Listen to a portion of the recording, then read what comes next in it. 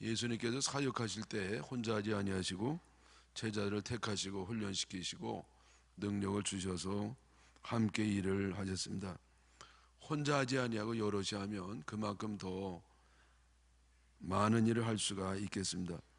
예수님께서 12제자를 택하셨기 때문에 적어도 12배의 효과가 있다고 봅니다. 동역을 위해서는 두 가지 전제 조건이 있습니다. 하나는 성품이 비슷해야 되고 능력이 비슷해야 됩니다. 우리 예수님의 그 성품을 가지고 예수님이 하시는 일을 해야 되기 때문에 예수님의 성품 그리고 예수님의 능력을 가져야 됩니다. 제자훈련이라고 하는 것은 바로 이와 같은 예수님의 성품과 능력을 갖는 훈련을 말합니다. 예수님은 3년 동안이나 제자들을 훈련을 시키셨습니다. 그러나 저들은 진정한 제자가 되지를 못했습니다. 저들이 진정한 제자가 된 것은 성령을 체험한 이후에 비로소 진정한 제자의 모습을 갖게 됐습니다. 훈련이 필요 없다는 말은 아닙니다. 훈련이 필요 없다면 왜 예수님께서 그렇게 훈련을 하셨겠어요? 그래서 훈련이 필요하지만은 훈련만 가지고는 완성이 안 되고 성령을 받아야, 약속한 성령을 받아야 비로소 제자가 될 수가 있다는 겁니다. 자동차가 아무리 멋있어도 기름을 넣어야 갑니다. 마찬가지로 우리 성도들이 아무리 훈련이 되어 있고 모든 게 갖춰 있다 할지라도 거기에 성령의 기름 부음이 있어야 성도가 성도다워지고 교회가 교회다워지는 줄 믿습니다. 성령을 받으려면 기도해야 됩니다. 제자들이 성령 언제 받았느냐? 마가다락방에서 간절히 기도할 때 불의 혀같이 갈라지는 것이 각 사람 위에 있으면서 저들은 성령을 체험하고 말이 달라지고 헌신의 태도가 달라지고 삶의 자세가 달라지면서 진정한 제자로 거듭나게 된 겁니다. 예수님께서는 12제자들에게 우선 두 가지 능력을 주셨습니다. 하나는 귀신을 제어하는 능력이고 또 하나는 병을 고치는 능력을 주신 겁니다. 9장 1절에 예수께서 12제자를 불러 모으사 모든 귀신을 제어하며 병을 고치는 능력과 권위를 주시고, 그래서 귀신을 제어하고 묶고 쫓아내는 그런 귀신을 이기는 능력을 주셨고, 또 병을 고치는 능력과 권위를 주었다. 병을 고치는 능력을 주었습니다. 여러분, 누가 귀신을 이기겠어요? 귀신은 우리보다도 100배 만배 더 세고 더 똑똑한데 어떻게 귀신을 이기겠어요? 그런데 우리 주님이 성령으로 그 능력을 주시면 우리는 귀신을 제어하는 능력을 받는 줄 믿습니다. 또 여러분, 누가 병을 고치겠습니까? 전문가인 의사나 약사가 고치는 것인데, 의사나 약사 없이 병 고치는 능력은 오직 주님이 주셔야 받는 줄 믿습니다. 우리 예수님은 이 제자들에게 귀신을 제어하는 능력, 병 고치는 능력을 주신 다음에 복음을 전파하는 사명을 주셨습니다. 하나님 말씀을 전파하는 사명, 그래서 사람들의 생명을 구원하고 저들을 진정한 복을 받게 하도록 그렇게 능력을 주시고 사명을 주셨습니다. 여러분, 우리가 다 주님의 제자로 부름을 받았는데 훈련을 받으시기를 기원하고, 또 기도함으로 성령의 능력도 받음으로 주신 사명을 잘 감당하는 우리 모두가 되기를 기원합니다. 이어서 우리 예수님께서는 이 제자들을 파송하시면서 유의할 점을 세 가지를 말씀을 하십니다. 첫째로, 오직 주님만 의지하라, 주님만 의지하라, 그렇게 말씀을 하셨습니다. 3절에 보면은요, 이르시되 여행을 위하여 아무것도 가지지 말라. 지팡이나 배낭이나 양식이나 돈이나 두벌 옷을 가지지 말며. 지팡이는 이제 약한 사람들이 이렇게 의지하는 겁니다. 의지할 거를 갖고 다니지 마라. 배낭은 뭘 놓고 다니는 건데, 여러분, 이 배낭이 필요 없을 정도로 최소화하고 다니라. 그리고 양식은 꼭 필요한 것인데요, 양식을 가지. 또 돈도 필요한 것인데 가지고 하나님은 반드시 필요한 것이라 할지라도 절제하라는 말씀이고요. 그 다음에 두벌옷도 가지지 말라. 여러분, 옷은 두 벌이 있어야 돼요. 왜? 빨래할 때도 있고 수리할 때도 있어서 그때는 여벌의 옷이 필요한데, 우리 주님은요 그것도 단 한 벌만 입도록 하라. 여러분, 이 말씀은요 고지것대로 한다기보다도 그 의미를 봐야 될 것입니다. 그 의미는 뭐냐면은 오직 주님만 의지하라. 이것저것 인간적으로 준비할 것도 없고 우리 모든 걸 다 아시고 준비해 주시는 주님을 의지해서 오직 주님만 의지하고 너는 주님의 일만 하고 나머지는 다 우리 주님이 책임질 테니까 염려하지 말라, 그런 말씀이죠. 그러나 저는요 이 성격이 좀 너무 이렇게 꼼꼼해야 할까요? 그래서 여행 다닐 때는요 가방이 남보다 무겁습니다. 왜냐하면 거기 다 들어가 있으니까.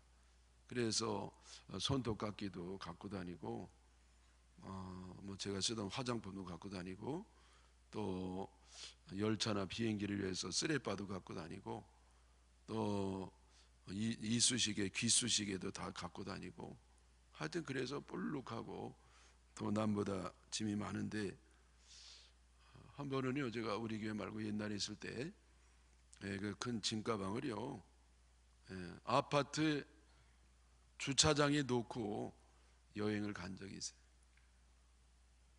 제가 2시간 가고 보니까 가방을 안 가져온 거예요. 그래 어디 뒀나 했더니 아파트 주차장에다가 거기 이렇게 차 타기 전에 놓고 이렇게 이제 2시간 온 겁니다. 그래서 부랴부랴 이렇게 집에 전화했더니 다행히 그 아파트에 이렇게 그 짐이 있다는 거예요. 여러분, 참 2박 3일인가 3박 4일 여행을 해야 되는데 큰일 났습니다. 근데 결론은 뭐냐면요 제가 잘 왔습니다. 그래서 그때 제가 깨달은 건 뭐냐면은 이게 다 필요한 게 아니구나. 필요하긴 한데 없어도 되는구나. 예. 그래서 주님만 의지할 때 주님께서 역사해 주는구나. 여러분, 저는 목회하면서 미래는 보지 아니하고 주님만 바라보면서 열심으로 목회를 했습니다. 미래를 준비하지 않았어요. 그냥 열심으로 목회만 했더니 주님이 제 미래를 대신 준비하셔서 이렇게 잘 된 줄로 압니다. 먼저 그 나라와 일을 구하라. 그리하면 이 모든 것을 너희에게 도와주리라. 먼저 그의 나라, 하나님의 나라와 그의 그 뜻, 하나님의 사명을 잘 감당할 때 하나님께서는 이 모든 것, 세상에서 필요한 것들을 주님이 친히 준비해 주셔서 어렵지 않도록 역사해 주심을 믿으시기를 바랍니다. 제가 지난 교회를 갔을 때요, 거기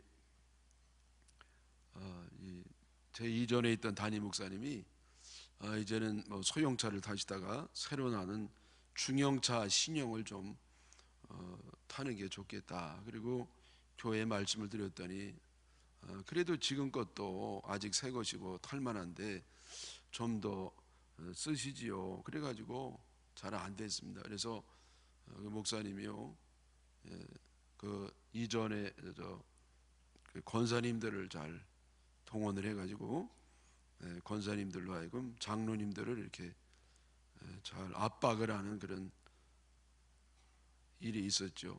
결국은 그거를 타지를 못했어요. 그래서 그냥 이제 교회를 떠나시게 됐죠. 그리고 제가 그 다음에 가게 됐는데 거기에 이제 오래되고 낡은 봉고차가 있었습니다. 한 번은 제가 그걸 타고 다니면서 우리 청년부가 대천에 수련회를 갔다 오는데 오다가요 엔진이 꺼졌어요. 왜 꺼졌는지 모르겠어요.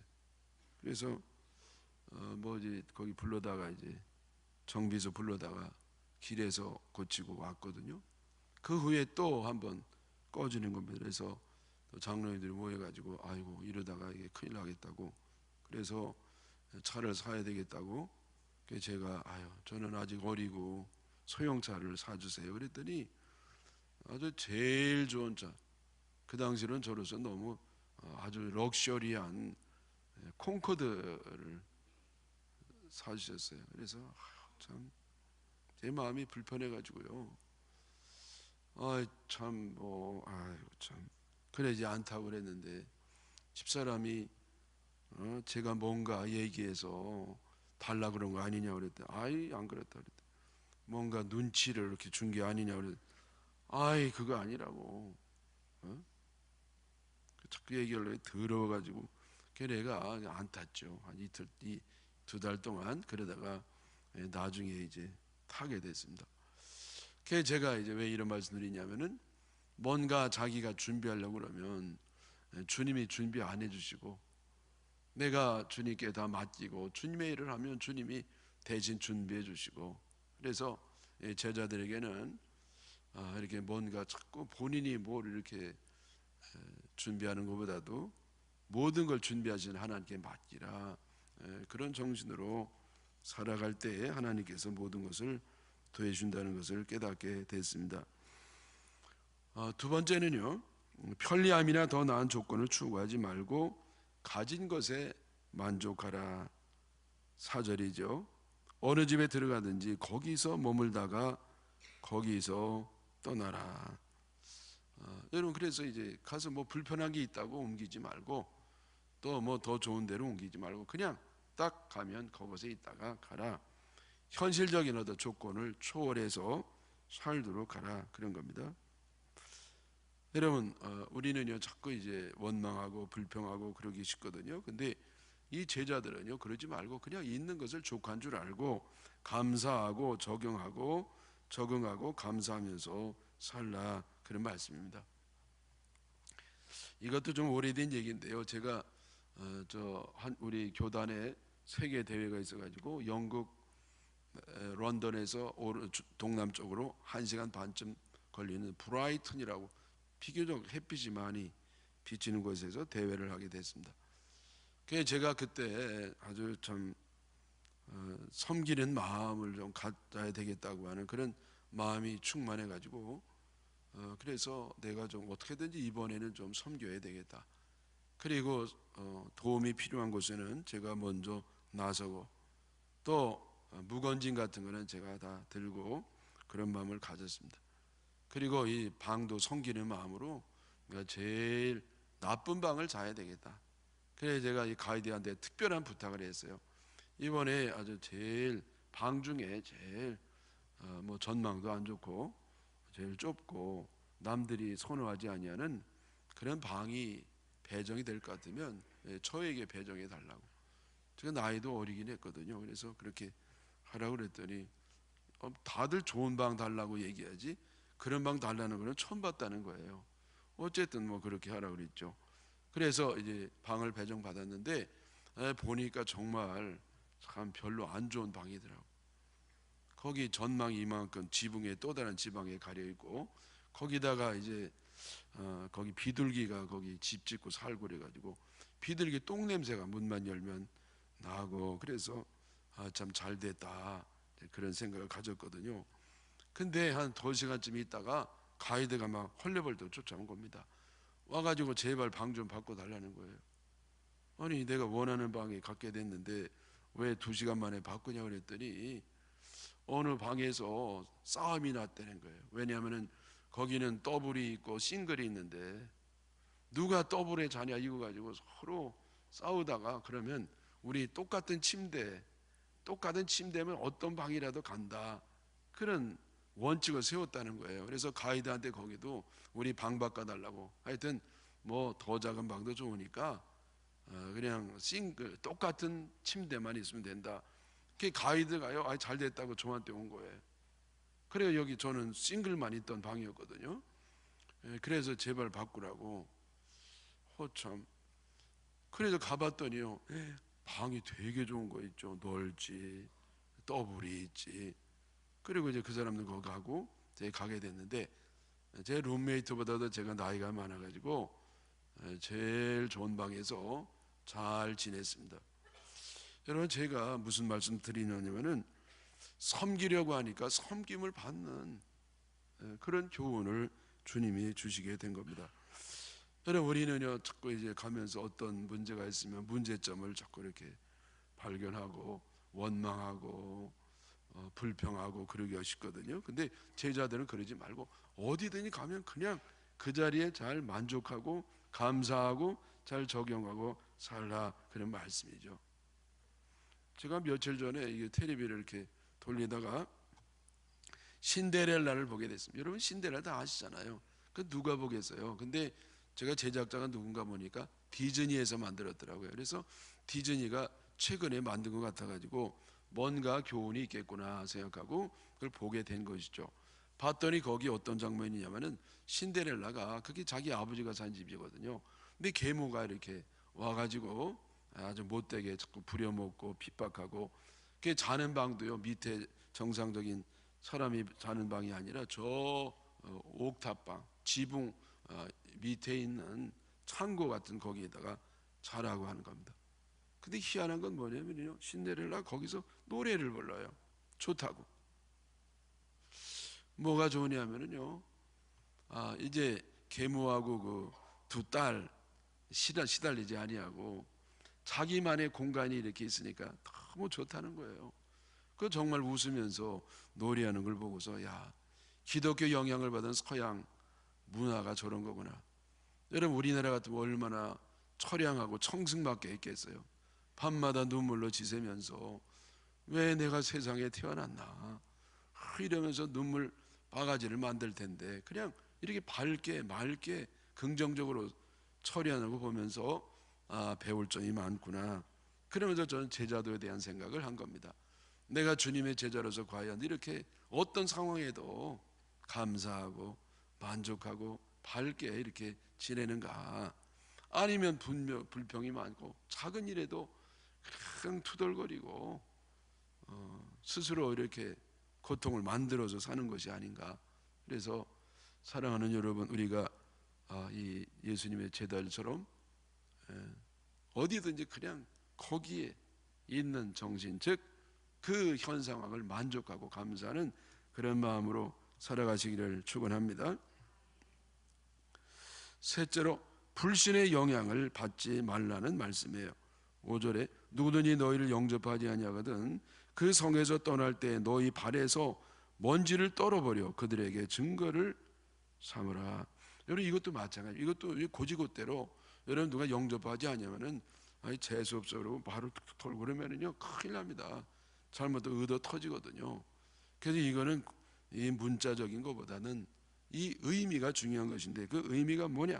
말씀드린 것처럼 불신의 영향을 받지 말라. 불신의 영향을 조금도 받지 말라. 세상적인 불신과 부정적 영향을 티끌만큼도 받지 말라는 겁니다.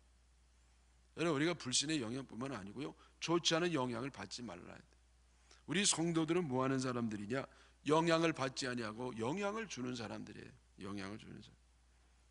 우리는 세상에 좋지 아니하는 영향, 부정적 영향, 나쁜 영향을 받지 말고 도리어 하나님의 영향, 좋은 영향, 긍정적인 영향, 그거를 주는 사람들. 그러니까 우리는 수동적인 사람이 아니라 창조적인 사람입니다. 영향을 받는 사람이 아니라 영향을 주는 사람. 여러분 영향을 주려면 어떡합니까? 그만큼 내 믿음이 강해야 돼. 왜냐하면은 여러분 바람이라는 것은 늘 고기압에서 저기압으로 흐르니까 반드시 그래요. 여러분 더 강한 데서 약한 곳으로 흘러가는 겁니다. 그래서 여러분 우리는 내가 참 믿음이 갖고 있다고 하면, 참 믿음이 내 속에 있다고 하면 가장 강한 믿음을 갖고 있으니까 세상에 영향을 받지 아니하고 영향을 끼치는 그런 사람이 되는 줄 믿습니다.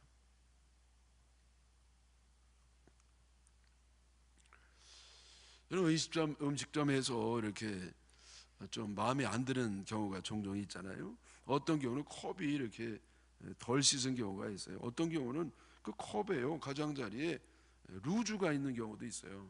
뻘겋게 루즈가. 그거 어떻게 거기 물을 먹겠냐고요. 그래가지고 막 주인을 불러가지고 이 도대체 이래갖고 장사를 하는 거냐? 이 물을 먹으라 그러는 거냐? 도대체 이래가지고 어떻게 이걸 먹으라고 그래? 그러면서 막 화를 내고 아주 분위기를 막 안 좋게 하고 주변 사람들에게 모르게 큰 소리 치고 막 땅 치면서 막 화를 내면서 나가고 이 집에 다시는 오나 봐라고 그럴 수도 있거든요. 근데 그거는 세상 사람들이지. 네? 여러분 뭔가 불편한 일이 있을 때 거기 영향을 받아가지고 내가 거기에 오히려 부정적으로 반응을 하는 겁니다. 여러분 신앙은 뭐냐? 긍정적 해석과 긍정적 반응이에요. 어떤 일이 있어도 거기 영향받지 아니하고 도리어 선한 영향을 끼치는 겁니다. 그래서 여러분 이 루즈 묻은 컵을 볼 때 뭐라 그래요? 아유 잠깐 와보시라고 참 이렇게 바쁜 가운데도 이렇게 친절하게 대해서 너무나 고맙다고.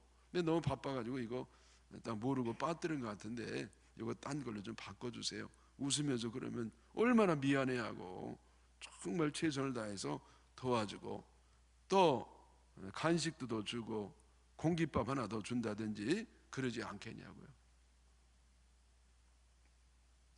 옛날에는 열차가 이제 금연석이 따로 있었습니다. 요즘 뭐 다 금연석이지만은 옛날에는 금연석이 따로 있었어요. 저는 금연석을 타고 가는데 누가 담배를요, 아유, 여러분 한가피 어쩌다 펴야지. 그냥 담배를요, 줄 담배를 피는 겁니다. 그래 뭐, 근데 아무도 얘기 안 해요. 그리고 우리나라 사람은 참 대모는 열심히 하는데 그런 것을 얘기 안 해요, 안 해요. 또 그래서 할 수 없이 저도 뭐 말하기 싫지만 제가 뭐 못 살겠으니까 가가지고 아저씨한테 얘기했거든요. 제발 좀 여기 금연석이니까 담배를 좀 중지하시면 대단히 고맙겠다고. 그리고 옆에 보니까 내가 아는 사람이 탄 거예요. 네. 그래서 제가 제자리에 와가지고 이제 있었더니 안 피더라고요. 그래서 제가 잠깐 이제 밖에 나갈 일이 나갔더니 제 아는 사람 친구가 이제 따라 나왔습니다. 그래서 제가 그 사람 그래 괜찮냐 그랬더니 안 괜찮다 그래. 아니, 담배 안 피던지 왜 그러냐 했더니 내가 간 다음에 저 사람은 너무 까칠해가지고 제명에 못 살 거라고 그랬다는 얘기해가지고 제가요 화가 나잖아요. 아니 내가 뭘 잘못했어요? 내가 아니 금연석에서 금연하라고 얘기하면 뭐가 잘못됐냐 말이야. 그래서 제가 막 가가지고요 박살을 냈습니다. 속으로만.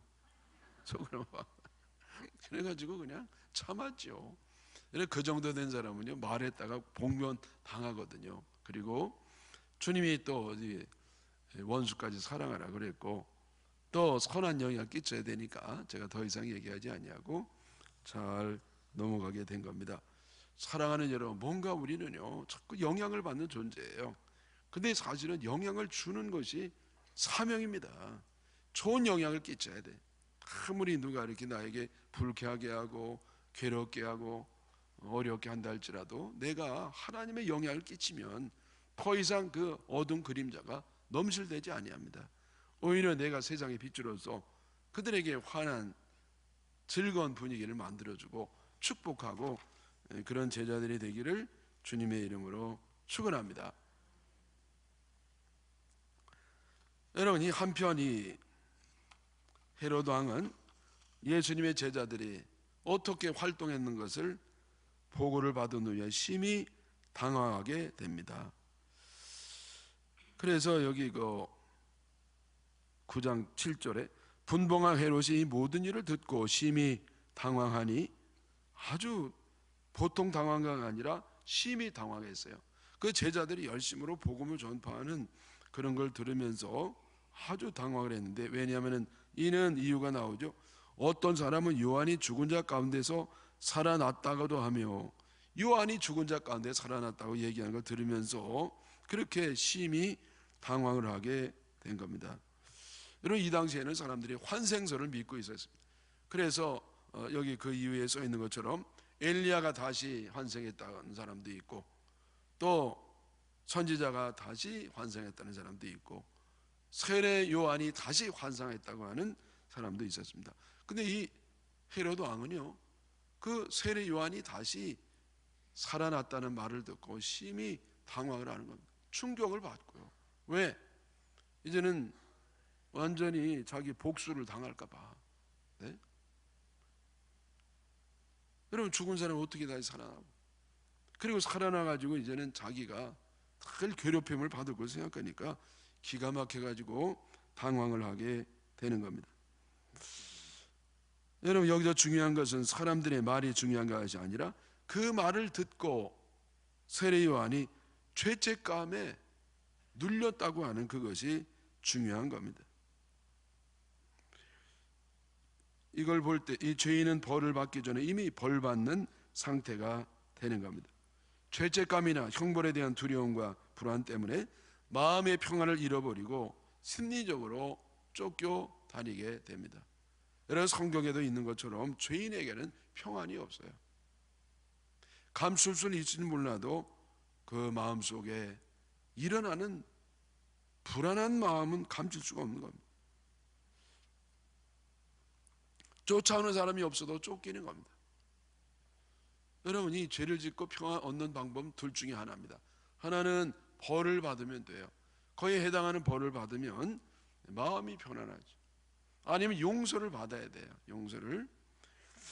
저는요 그 옛날에 수사반장이라고 여러분 최불암 씨 나와가지고 반장으로 했던 아주 재미있게 본 기억이 나거든요. 근데 그 중에 아직도 잊지 아니하는 그 내용이 하나 있는데 그게 뭐냐면요, 어떤 사람이 잡범으로서 뭐 아주 중대한 그런 죄가 아니고 그냥 남 돈을 이렇게 쓰리를 하다가 이렇게 하여튼 하다가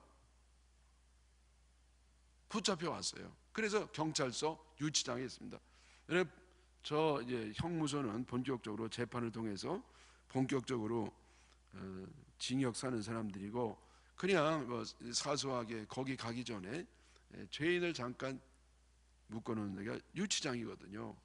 근데 유치장에서 어떤 그 젊은 청년이요 밤마다 시달리는 겁니다. 밤마다 소리를 막 한밤중에 지르는 겁니다. 살려달라고 제발. 그래서 사람 살리라고 살려달라고 며칠씩 계속 그러는 겁니다. 밤이면 밤마다. 그래서 사람들이 자다가 놀래가지고 깨우면 얼굴에 진땀이 가득하고 간뜩하고. 그러더니요 이 사람이 드디어 좀 나 면회 좀 하자고 형사 수사반장하고 좀 얘기할 게 있다고.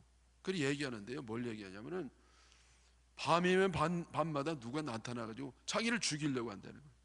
그게 목을 막 조르면서 너 죽어봐라, 너 죽어봐라, 너 나 죽였지, 너도 죽어. 그러면서 막 목을 조르는데 정말 이 목이 졸리는 것 같이 그렇게 느낀다는 거예요. 그게 누구냐면 옛날에 자기가 죽인 사람, 옛날에 죽인 사람이요 꿈에 나타나가지고 그게 막 목을 졸른다는 겁니다. 그래서 도저히 이래가지고 살 수 없다고 해가지고 이제는 경찰에게 자수해가지고요 자기가 옛날에 누구를 죽였다고 하는 걸 얘기하는데, 여러분 참 여기서 인상적인 게 뭐냐면요, 공소시효 하루를 남기고 그 날만 넘기면 이제는 이 양반이 이제 더 이상 죄를 안 묻는 거거든요. 근데 이 공소시효를 하루 남기고 그 마지막 날에 자수를 해요. 그리고 그날 밤에 잠을 자는데 얼마나 달게 잠을 쿨쿨 자는지. 네? 그래서 여러 사람들은요 죄책감이 조금이라도 남기는 사람은 자기가 죄를 짓고는요 괴로워 못 살아요. 그래서 이렇게 죄를 대가를 받으면 편안해지고요. 또 하나 우리가 죄를 졌음에도 불구하고 편안을 얻는 방법은 뭐냐? 오직 하나, 예수 그리스도의 보혈의 은총을 믿는 것인 줄 믿습니다.